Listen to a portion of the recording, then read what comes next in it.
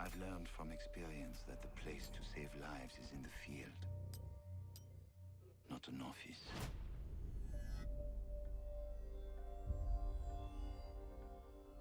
And sometimes, the only way to save a life is to take one.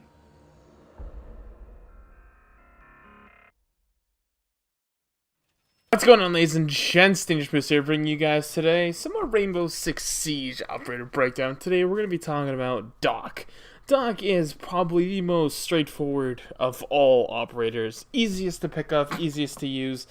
And honestly, it's not hard to use Doc, because Doc is Doc. No matter how much of a Doc can be, Doc is a Doc, and it's Doc. So, let's talk about his overall stats and guns. Doc is a heavy weight character, which surprisingly he doesn't feel like it for some reason. A lot of people think that he runs actually faster than a heavyweight character supposed to. I don't know. I don't see anything here in the Wikipedia. I mean, it just feels like that. It's not true though, but for some reason it just feels like he runs faster.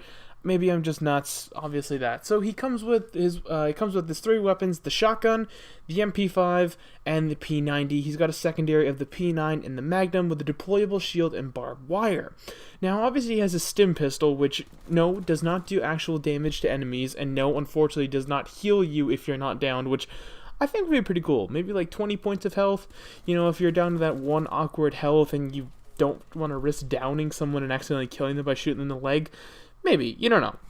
So, overall, I have to say, his best weapon I enjoy the most is the MP5. It's just, overall, it might have lower damage than, per se, something that you'd expect it to, but it overall just has really good accuracy, a good rate of fire, and it's not hard to control. And you can actually put a compensator on it, unlike the P90, where the P90 has only like 22 max damage, and you can't put a compensator on it, so I rather go with the compensator foregrip, you know, reducing more recoil than the P90's wicked, but yet has 50 rounds in the mag.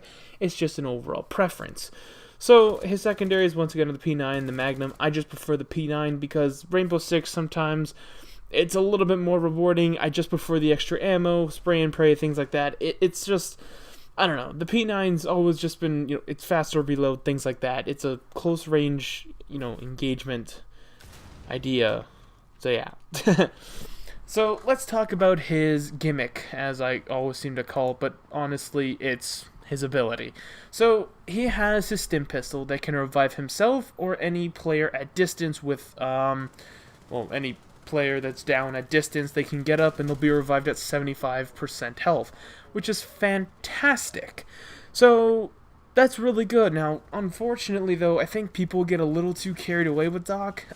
Doc is meant to stick close to the group. Doc is someone that you probably don't want to go roaming with, but there's selfish people in the world, unfortunately, who go roaming with Doc and think that it's a great idea.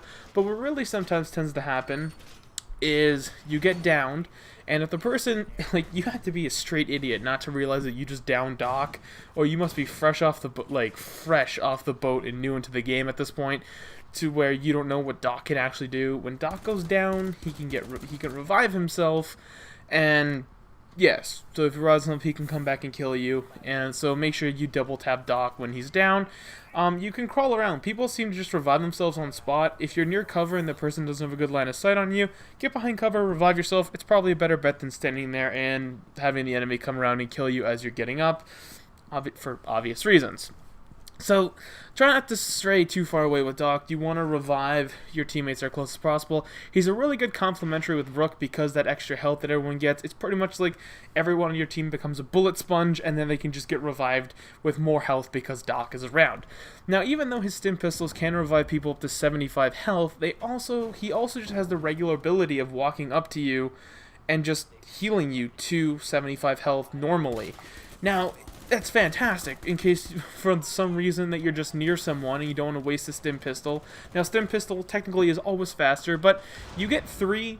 I'm pretty sure it wastes one if you revive yourself, so you have to use them wisely. You have 5 teammates, so technically that's 3 people you could shoot revive, including yourself. Like I said, it's really it's a give or take situation of how you just have to be smart with the stim pistol.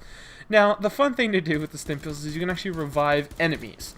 And with the enemies, you can either get some humiliating kill cams where you can revive the enemy, they get up, and you kill them again. Shit like that, if you just really want to be a dick. I mean, there's people that have probably accidentally revived a hostile because I don't know why. It's probably happened, I wouldn't doubt it, but, you know, it's... yeah. I don't know. Doc, really straightforward, as I said. It's really easy to use them, and it's really easy to be a selfish asshole with them, too. Try and revive your teammates, guys. That's what Doc's for. This game's about teamwork. Don't be that asshole at the end of the day. Be the guy, revive your teammates. You know, have fun. Be good. Be that guy. Don't be that asshole. Just be that guy.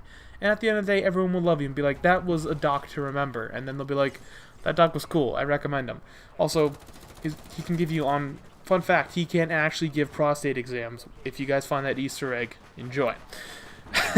Alright guys, without further ado, that's going to wrap up today's video. So yeah, Doc, straightforward as hell. I don't know who we'll have next week. We got to see. I think I'm going to get some footage. A lot of my footage was unfortunately shaky, so I had to re-record some people, and apparently all my Capcan footage disappeared, which sucks. So yeah, I got a lot of that to do. Without further ado, guys, I'm the Dangerous, and I'll see you sexy beasts in the next episode. Peace.